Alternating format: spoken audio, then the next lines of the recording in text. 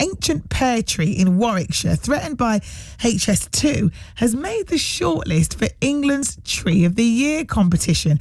The tree is in a field in Covington and it's believed to be around 250 years old and thought to be the second largest in the UK, but it lies slap bang in the middle of the proposed route of the high-speed rail line.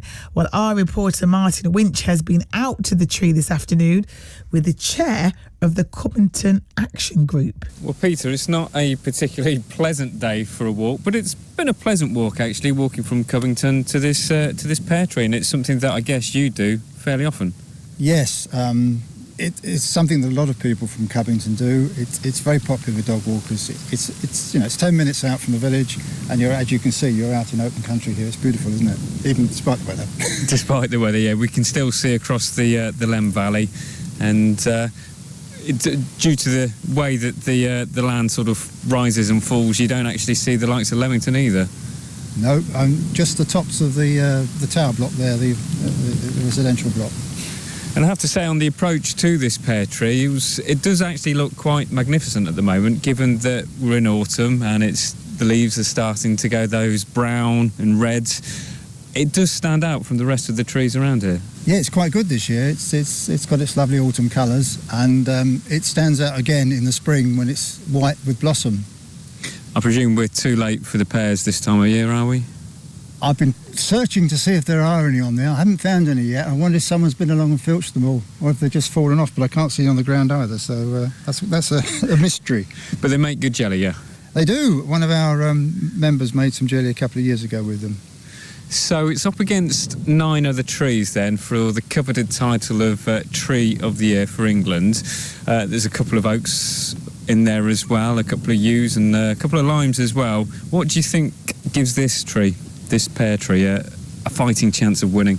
Well, it's not the oldest tree by far. It's about 250 years old, and I think we're up against a 1,000-year-old oak and some yews and things. But as far as I can see, it's the only one that's actually threatened in terms of within a couple of years this tree could be no more. Yes, we mentioned threatened. Obviously, we're standing in a very picturesque part of Warwickshire, but in a few years' time, high-speed trains could well be trundling through or underneath us. Yes, where we're standing at the moment is planned to be a cutting which will be about 100 metres wide and 12 metres deep, which is about 2.5 double-decker buses. So it's quite a big hole in the ground. And unfortunately, this tree's right in the middle of it. And this tree, what's so special about it then? It's still got thorns. You were mentioning to me earlier, that's kind of proof that it is a wild tree. Well, yeah, I'm no expert, and there's lots of argument about what a wild pear tree is because cultivated pears can degenerate into wild trees. But this does have one thing which is unusual, which is typical of a wild pear tree, which, as you said, it's got thorns on it, which is not very, very pear tree-like, is it, really? So if it wins the competition, which is run by the Woodland Trust, do you think it's going to help your cause to try and save it from HS2? Well, we can only try, can't we? What it will do, I hope, is to make people aware of what the destruction that HS2 is going to bring, not just to this tree, but in general. For example, just behind us is South Covington Wood, which is an ancient woodland. There are about 40 ancient woodlands due to be affected by just the phase 1 of HS2. And when I say affected, I mean losing woodland to HS2. Here we're losing a couple of hectares of woodland, and it splits the wood in two, which is most unfortunate. And so really, although the pear tree is extremely important to us, we see it as a symbol of the environmental damage that HS2 is going to do. Now, I know you're still waiting for a report on a study for this tree because there was the potential that you could lift it up, move it out and replant it somewhere else. Yeah, originally HS2, when they wrote their environmental statement, said that it couldn't be translocated because it was too old and too fragile. And to be honest with you, we sort of went along with that. We think they're probably right.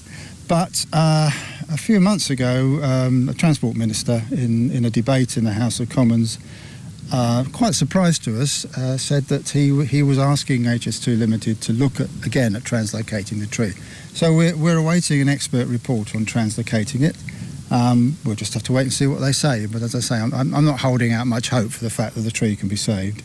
But in terms of winning this coveted title, it's the voting takes place from now, essentially, on the Woodland Trust website, which is woodlandtrust.org.uk/tree of the year, and people have got until the 12th of October to cast their votes. Yes, please vote for us, because we want to highlight, as I say, the damage that HS2 is going to cause to our natural environment.